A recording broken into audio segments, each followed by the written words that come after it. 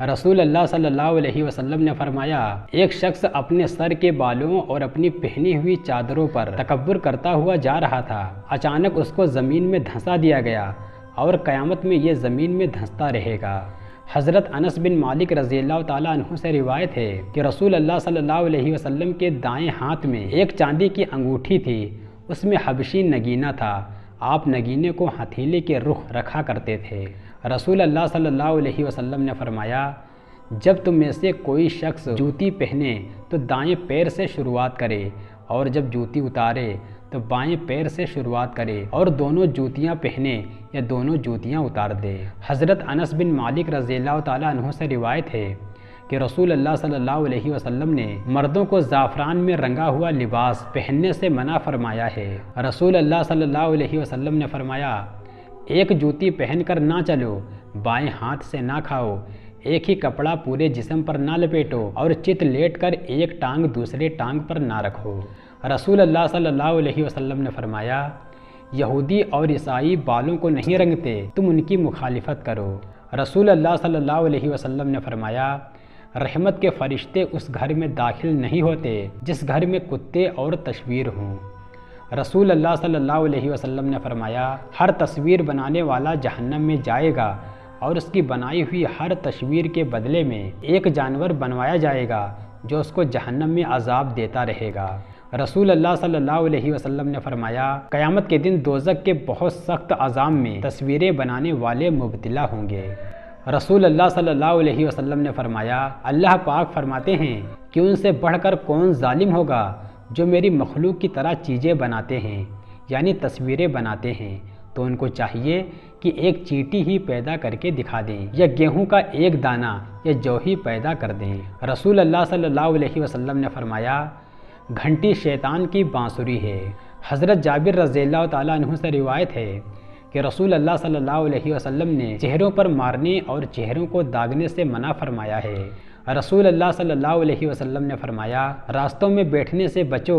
صحابہ کرام نے عرض کیا، اے اللہ کے رسول، ہمیں اپنی مجلسوں میں بیٹھے بغیر کوئی چارہ نہیں، ہم یہاں بیٹھ کر بات چیت کرتے ہیں۔ تو آپ صلی اللہ علیہ وسلم نے فرمایا، اگر تم راستے میں ضرور بیٹھنا چاہتے ہو تو راستے کا حق ادا کرو۔ صحابہ نے پوچھا کہ راستے کا حق کیا ہے؟ آپ نے فرمایا، نگاہ نیچی رکھنا، تکلیف دینے والی چیزوں کو دور کرنا، سلام کا جواب دینا، اور برائی سے روکنا۔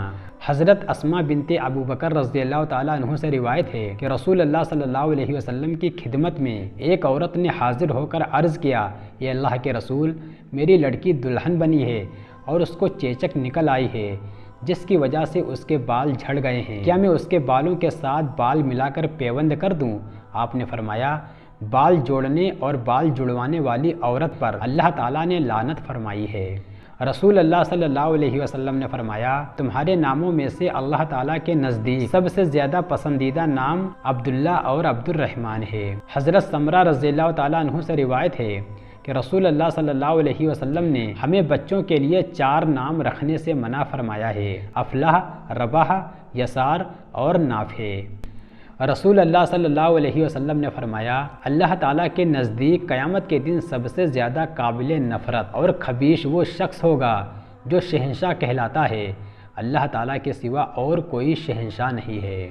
حضرت مغیرہ بن شعبہ رضی اللہ تعالیٰ عنہ سے روایت ہے کہ رسول اللہ صلی اللہ علیہ وسلم سے دجال کے بارے میں جتنے سوالات میں نے کیے اتنے کسی اور نے نہیں کیے۔ آپ نے فرمایا، اے بیٹے، تم کو اس سے کچھ نقصان نہیں ہوگا۔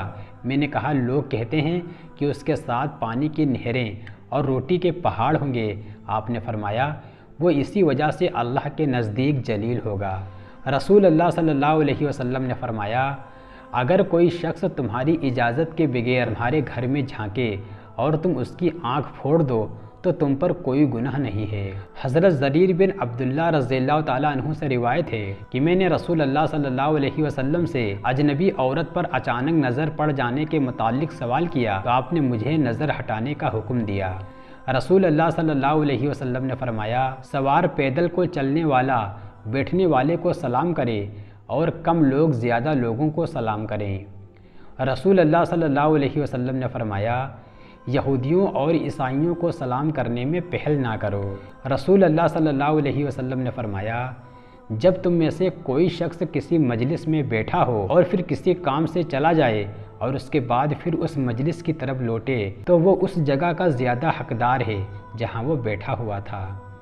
رسول اللہ صلی اللہ علیہ وسلم نے فرمایا، جب تم 3 آدمی ہو تو اپنے ایک ساتھی کو چھوڑ کر 2 آپس میں سرگوشی یعنی چپکے چپکے باتیں نہ کرو، کیونکہ یہ عمل اس تیسرے آدمی کو غمگین کر دے گا۔ رسول اللہ صلی اللہ علیہ وسلم نے فرمایا، نظر کا لگ جانا برحق ہے۔ اگر کوئی چیز تقدیر پر آگے بڑھ سکتی ہے تو وہ نظر ہے۔ جب بھی نظر کے علاج کے لیے غسل کے لیے کہا جائے تو غسل کر لو۔ حضرت عائشہ رضی اللہ تعالیٰ عنہا سے روایت ہے کہ رسول اللہ صلی اللہ علیہ وسلم نے ہمیں نظر لگنے کی تکلیف میں دم کرانے کا حکم دیتے تھے۔ حضرت انس رضی اللہ تعالیٰ عنہ سے روایت ہے کہ رسول اللہ صلی اللہ علیہ وسلم نے بری نظر، بخار اور پہلو کے پھوڑے میں دم کرنے کی اجازت دی تھی۔ حضرت جابر بن عبداللہ رضی اللہ تعالیٰ عنہ سے روایت ہے کہ ہم میں سے ایک شخص کو بچھو نے ڈنک مارا۔ اس وقت ہم رسول اللہ صلی اللہ علیہ وسلم کے پاس بیٹھے ہوئے تھے۔ ایک شخص نے کہا، اے اللہ کے رسول، میں دم کروں؟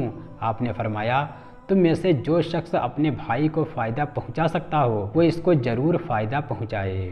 رسول اللہ صلی اللہ علیہ وسلم نے فرمایا، ہر بیماری کی دوا ہے۔ جب دوا بیماری کے موافق ہو جاتی ہے تو اللہ تعالیٰ کے حکم سے شفا ہو جاتی ہے۔ حضرت جابر رضی اللہ تعالیٰ عنہ سے روایت ہے، رسول اللہ صلی اللہ علیہ وسلم کو فرماتے ہوئے سنا ہے کہ اگر تمہاری دواؤں میں سے کسی میں بھلائی ہو تو وہ پچھنے لگوانے یعنی نشتر لگوا کر خراب خون اور پیپ نکلوانے اور شہد میں ہے۔ رسول اللہ صلی اللہ علیہ وسلم نے فرمایا، بخار کی تیزی جہنم کے جوش سے ہے، اس کو پانی سے ٹھنڈا کرو۔ رسول اللہ صلی اللہ علیہ وسلم نے فرمایا، طاعون ایک عذاب ہے جس کو اللہ تعالیٰ نے بنی اسرائیل پر بھیجا تھا، لہٰذا جس علاقے کے متعلق تم طاعون یعنی پلیگ پھیلنے کی خبر سنو وہاں مت جاؤ، اور اگر تمہارے علاقے میں طاعون آ جائے تو تم وہاں سے بھاگ کر نہ نکلو۔